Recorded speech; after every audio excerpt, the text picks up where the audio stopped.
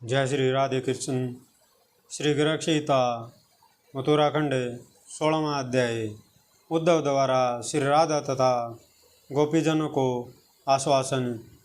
श्री नारद जी कहते हैं, राजन, श्री राधा ने पत्थर लेकर उसे अपने मस्तक पर रखा, फिर नेत्रों और छाती से लगाया। तदनंतर उसे पढ़कर श्री कृष्ण के चरणारविंदों का स्मरण करके अत्यंत प्रेमातुर नेत्रों से अश्रुधारा बहती हुई वे उद्धव के सामने ही मूर्छा की पराकाष्ठा को पहुँच गई। तब सखियों ने उनके ऊपर केसर, अगुरु और चंदन से मिश्रित जल तथा पुष्प रस छिड़क कर चौर डुलाना आरंभ किया। इससे पुण्य उनकी चेतना लौटी। कमलोचना राधा को वियोग दुख के सागर में डूबी हुई देख उद्धव तथा गोपिया नेत्रों से अविरल अश्रुधारा बहने लगी।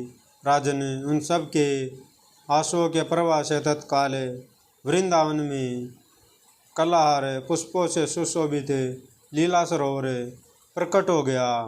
नरेश्वर, जो मनुष्य उस सरोवर का दर्शन, उसके जल का पान तथा उसमें बलिवाती स्नान करके इस कथा को सुनता है, वह कर्मों के बंधन से मुक्त हो श्री कृष्ण को प्राप्त कर लेता है। तदंतर उद्धव के मुख से श्री कृष्ण के पुनरागमन का समाचार सुनकर वे सब गोपांगनाएं महात्मा गोविंद का संपूर्ण कुशल मंगल पूछने लगी।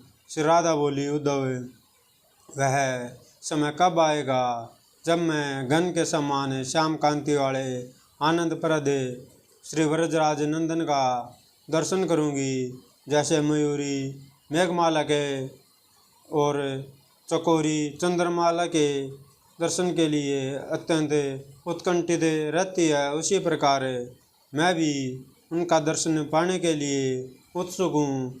किसी कुछ समय में मेरा उनसे वियोग हुआ, जिससे इस पृथ्वी पर एक एक क्षण मेरे लिए एक कल्प के समान हो गया है। गोविंद के युगल चरणों के बिना यह विरह की रात इतनी बड़ी हो गई है कि ब्रह्मा जी की आयु के दवी प्रार्ध काल को भी तिरस्कृत कर रही है। उद्धव, क्या कभी श्याम सुंदर इसे वर्ज के मार्ग पर भी पदार्पण करेंगे? आप मुझे शीघ्र बताइए, वे वहाँ कौन सा कार्य कर रहे हैं? आज तक बड़े प्रयास से मैंने इन प्राणों को धारण किया है।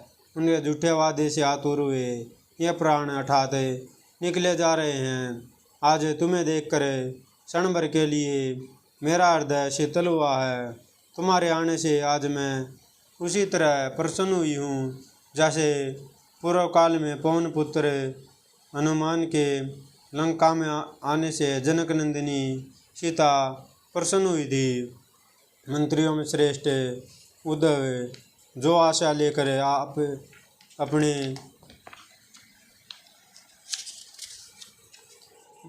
छो मोह रूपी धन को त्याग करे और अपनी ही कई बात को बुलाकर मथुरा चले गए, उनके लिखे हुए इस पत्र के वाक्यांश को भी मैं सत्य नहीं मानती। तुम स्वयं उनको यहाँ ले आओ। उद्धव बोले, श्री राधे, मैं मथुरापुरी लौट कर आपके इस मान विराजनित दुख को उन्हें सुनाऊंगा और अपने आंसुओं के जल से उनके चरण पखारूंगा। जैसा भी होगा श्री को मथुरापुरी से लेकर पुण्य यहाँ आऊँगा। यह बात मैं आपके चरणों की शपथ खाकर कहता हूँ, अतः अब आप शोक ना करें।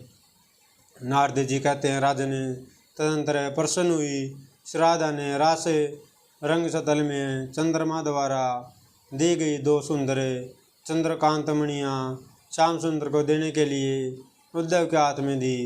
पूर्व काल में चंद्रमा ने जो 2 शास्त्र दल कमल भेंट किए थे, उन्हें भी प्रसन्न हुई भक्तवत्सला श्री राधा ने उद्धव को अर्पित किया।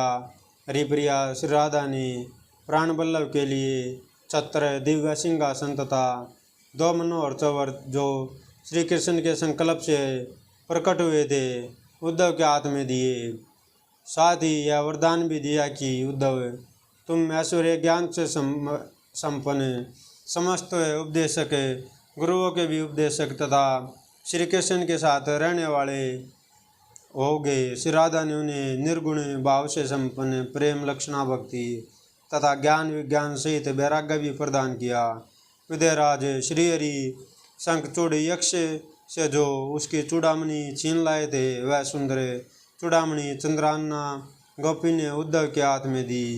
राजन, इसी प्रकार अन्य गोपांगनाओं ने भी महात्मा उद्धव के हाथ में सुंदर आभूषणों की राशि समर्पित की। नारद जी कहते हैं, उद्धव जी की शुभ सार्थक वाणी सुनकर जब श्री राधिका जी अत्यंत प्रसन्न हो गई, तब सभा मंडप में स्थित हुए श्री कृष्ण सखा उद्धव के पास बैठकर ब्रज गोप वधूटियों ने पृथक पृथक उनसे पूछा। गोपांगनाएं बोली, उद्धव जी हमें शीघ्र बताइए, जिन जिन के लिए श्री हरि ने पत्र लिखा है उनके लिए कोई अद्भुत संदेश भी कहा है क्या? आप प्रावरवेताओं में उत्तम, साक्षात श्री कृष्ण के सखा, उनके ही सम्मान आकृति वाले और महान है, अतः उनकी कही हुई बात हमसे अवश्य कहिए। उद्धव ने कहा, गोपांगनाओं, जैसे तुम लोग देवेश्वर श्री कृष्ण का निरंतर स्मरण करती रहती हो, उसी प्रकार वे भी प्रतिक्षण तुम्हारा स्मरण करते हैं। निस्संदेह मेरे सामने ही वे तुम्हें याद करते रहते हैं। मैं श्री हरि का एकांत सेवक हूँ। एक दिन तुम लोगों को स्मरण करके नंदनंदन श्री हरि ने मुझे बुलाया और तुमसे कहने के लिए अपने मन का संदेश इस प्रकार कहा। श्री भगवान बोले, विषयों में आसक्त हुआ मन बंधन कारक होता है, वही यदि मुझे परम पुरुष में आसक्त हो जाए तो मोक्ष की प्राप्ति कराने वाला होता है। अतः ज्ञानी जन मन को बंधन और मोक्ष दोनों का कारण बताते हैं। अतः मनुष्य को चाहिए कि वह मन को जीत कर इस पृथ्वी पर असंग आसक्ति शून्य होकर विचरे। जब विवेकी पुरुष निर्मल अध्यात्म योग के द्वारा मुझे साक्षात प्रातपर ब्रह्म को सर्वत्र व्यापक जान लेता है, तब वह मन के कसाय राग या आसक्ति को त्याग देता है।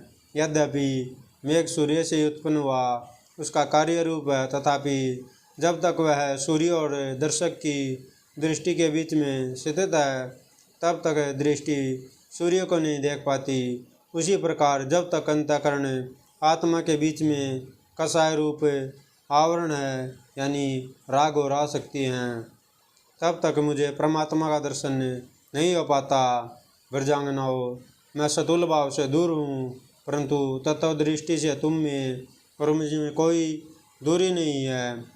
अतः यहाँ के वियोग को तुम मेरी प्राप्ति का साधन बना लो। सांख्य भाव से जिस पद की प्राप्ति होती है, अवश्य ही वह योग भाव, योग साधना या वियोग की अनुभूति से भी स्वतः प्राप्त हो जाता है। इस प्रकार श्री गृहक्षीता में श्री मथुराखंड के अंतर्गत नारद बहुलाश्रव संवाद में उद्धव द्वारा श्री राधा तथा गोपियों को आश्वासन नामक 16वां अध्याय पूरा हुआ। जय श्री राधे कृष्ण। अगर कथा अच्छी लगे तो वीडियो को लाइक कीजिएगा, चैनल को सब्सक्राइब कीजिएगा और आगे शेयर भी कीजिएगा। जय जय श्री राधे।